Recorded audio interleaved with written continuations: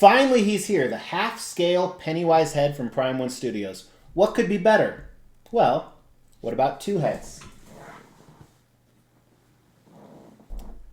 I know what you're thinking. The only thing that could be better than two heads is three heads.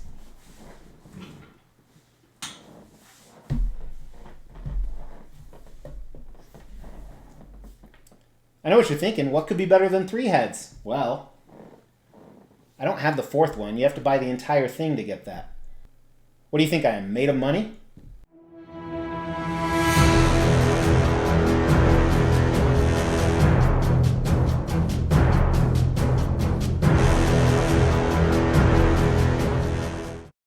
Here on the Extreme channel today, we have a treat for you guys. This is Sweeps Week. I'm calling this Sweeps Week because you're going to see video after video of brand new, unbelievable, crazy collectibles, specifically statues.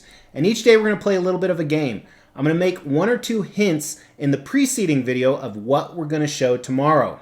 But today we're looking at a horror guy. This isn't a ghost. This is a demonic killer clown from outer space. No, that's the wrong movie.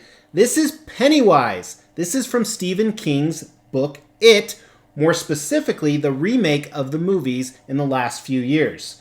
So very excited to have these pieces in my collection. These are actually what they call half-scale heads. So supposedly, they're half the size of a human head, which we're going to take a look at today. These are made by Prime 1 Studios that actually did a half-scale Pennywise body. That specifically, these are switch-out heads that you could purchase for it, but I just wanted the heads. I did not want the body because all in, you're looking at a crazy price of around $3,500 for that. Plus, I've never owned any half-scale stuff. This is my first time. You might call me a half-scale virgin. But I purchased these because I absolutely love this character. I love Pennywise the Clown, who we're not really sure of his origins, whether he's from outer space or he's a demon, and he likes to embody a clown. Recently, I did a review on another Pennywise piece, this piece from Tweeterhead right here.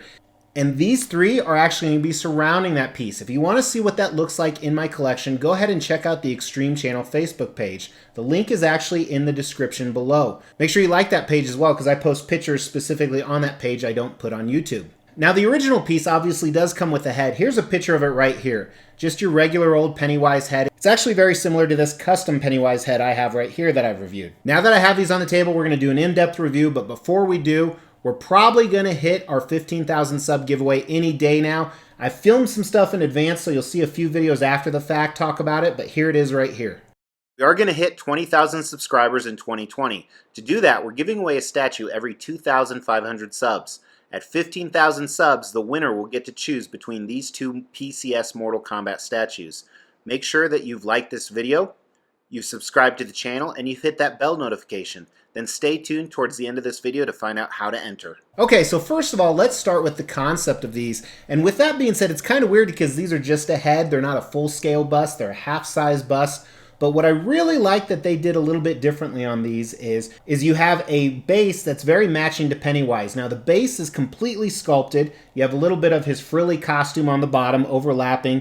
Almost looks like some turn-of-the-century ornate type style dresser maybe. It's hard to even tell what this is, but it looks pretty cool. And it actually, I think it flows with the character as well, because he was more turn of the century. I want to say it was around the 1930s or so, supposedly, when he last showed up in the town. If you don't, so these are obviously just holders for the bust, whether you don't own the actual half-scale body like I don't, or you're going to display them like this. Now, as you move up, his frilly neck piece, I never know what to call these, is mixed media, which means it's fabric. And normally I don't like my fabric on statues, but I think this would look a little strange if it was sculpted.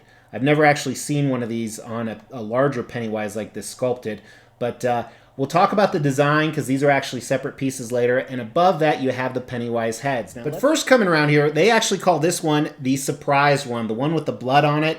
Now, there's also blood on the frilly part of it, on the underside, which is kind of an interesting placement for me. I actually thought I had this upside down because it's so much more bloody on the bottom, but this is the correct way to do it. Now, the next one coming around is kind of what you call the serious Pennywise. So he's really giving some thought, whether he's contemplating his life maybe, or deciding how he's going to kill these young boys, or he's just thinking about what creatures think of. Cool about this one, I think, is it is scary. It's very scary, actually. Even though there's no blood, there's no sharp teeth, anything like that. I actually prefer all three of these portraits to that original one that comes on the half-scale doll. That's right, I said doll. Now this last one coming around, they call it dominant. They should have just called it scary as hell. I always liked this part of it. I like the teeth, not only in this representation, but the original Tim Curry representation. But it's pretty cool, pretty scary. I would have liked to maybe see this with blood as well, but still nonetheless cool. Now, some people, now these were available to purchase separately or together, and we'll talk about price later. I think if you purchase them all together, it really adds to the concept because you have almost every version of Pennywise, and they're all significantly different. And I like the portrait displays quite a bit. I think it really adds to it and tells the story. The hair, we didn't really talk about that much. It's more of a design thing. It is actually, it almost looks like it's rooted in. Yeah, it's rooted in, so I know some of it can fall out and you're supposed to style it. But I love the concept of these. For my first half-scale bust, I think they're going to display really well. I give it a 4 out of 5 on the concept. I cannot wait to see what they look like. Now, design-wise, not a ton going on, but let's look at the unboxing. Now, all three of them came in one outer box, outer shipper, and of course that housed the 3 separate shipper boxes. And each of them did have an art box as well that matched the actual bust. And it was one layer, however, the frilly thing was actually on the underside of the box. I forgot it the first time. So there really wasn't an assembly. As I said, the base is one piece, the head is another, it keys right in, and then this frilly collar right here, buttons behind. It was extremely tight. It took me a few different tries, which I guess I'd rather have it too tight than too loose. That's what she said. And first of all, sculpted hair on him would not work. My life-size bust is like that, and it's the worst part of it. So I appreciate the fact that this is actual real hair that's rooted in. I appreciate this frilly part, even though, you know, the way they shipped it, you kind of have some pushing one way or the other, and that includes the hair as well. But it kind of looks like he's disheveled even more. So he's in the middle of some kind of killing act. So I think it's not that big of a deal. So really quick, let's see how big it is compared to me, and then we'll take some dimensions. So here he is. So I think it is about half scale. That seems pretty accurate. Really, the height is the only thing. It's just under 16.5 inches, and the base is about 8 inches wide, and I assume it's the same on the depth, but it may not be. Yeah, it's about the same. But not really a lot of other stuff to talk about with design on these guys. I just can't wait to get them into the display. So I think design, it's a 4 out of 5. I know a lot of people were complaining about the combed hair, but mine, I left it as it came out of the box for 2 reasons. 1, I wanted you guys to see what it looks like, and 2, I'm lazy. Now we'll dive into paint and sculpt, and we will look at every single one. First, I want to start looking at the bases, which are all exactly identical. So the colors on the base, I like this. It's kind of a mix between browns and bronze, kind of that copper hue effect a little bit. And it's really monotonous, but it still looks good. And then just they have this decorative aspects on the side of it, on the middle with some buttons, and that and almost like his costume coming out. It almost looks like a tablecloth with these sculpted tetherings on the end, and it's an off-white just like it is in the movie, so I believe it's pretty accurate here. But these look great. I think they did a really nice job on these. You can almost see some wood grains in them. Regarding his frilly collar, this also looks great. The quality seems very high, which I appreciate. As I talked about the one with the blood, I wish more blood would have been on top, but it may have been too bloody if you did that. So I am kind of on the fence. It still looks great as it is. Let's look at the hair really quick because it's very similar on all of them. Obviously, he has the same haircut. You can actually see where it is punched into their head, which is pretty cool. I don't know if they use real hair or wig hair, or I don't know how that's made personally. I don't know if it works like when my daughter, when we cut 10 inches off, they actually donate it and they give her a free haircut. I don't know if they use some of her hair for this. Now, a lot of the features you're going to see are the same. So looking at the forehead first, it's all cracked and dried makeup, and it almost looks like a calculated mess. And what's really interesting to me is it's not identical on each Pennywise, which I kind of dig. But it looks great. It looks like he's really wearing clown makeup. You can almost see some skin below it. And that's pretty much similar in all of them. Right back, check his tiny little ears. So honestly reminds me of holding like a 6-month-old or a child younger than that.